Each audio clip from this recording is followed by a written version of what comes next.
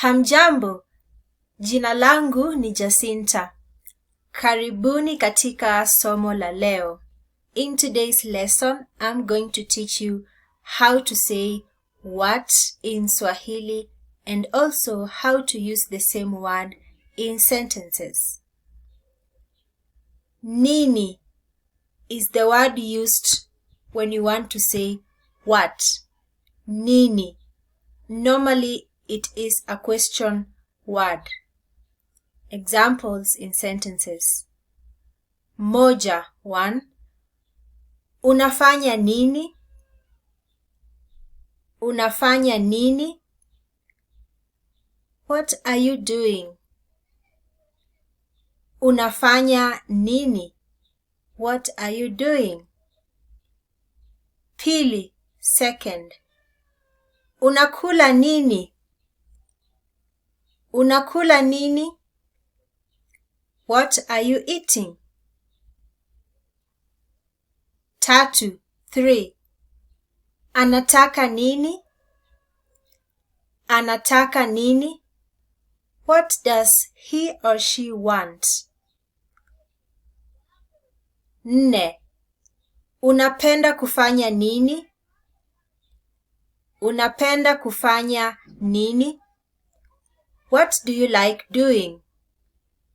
Unapenda kufanya nini?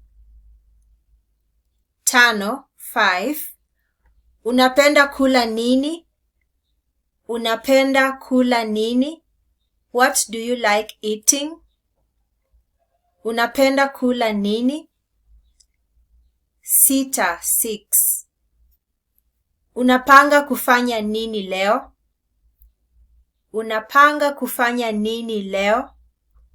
What are you planning to do today? 7. Hii ni nini? Hii ni nini? What is this? Hii ni nini? What is this? 8. Hii ni nini kwa Kiswahili? Hii ni nini kwa Kiswahili? What is this in Swahili? You have seen something or you have something and you want to ask what it is called in Swahili language. Hii ni nini kwa Kiswahili? What is this in Swahili? 9. Nini kinaendelea hapa? Nini kinaendelea hapa? What is going on here?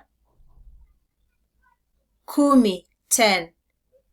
Tunaenda kununua nini sokoni?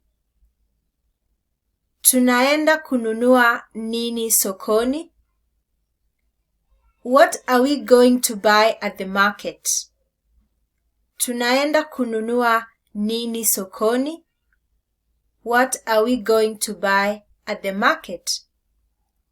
Wonderful. So this is how we use the word nini, which means what, in Swahili language. You can ask so many questions with the word nini in your conversation when you're constructing sentences. This is an example of how you will use the word nini. Mostly it comes at the end. Once in a while it can come at the beginning. Like in this sentence, nini kinaendelea hapa? What is going on here? So it depends with the context of your sentence. Asanteni sana. If you are new here, karibu sana. You are much welcome. Don't forget to subscribe to my channel. And if you need private lessons, I am available to teach. Kwaheri, tutaonana baadaye.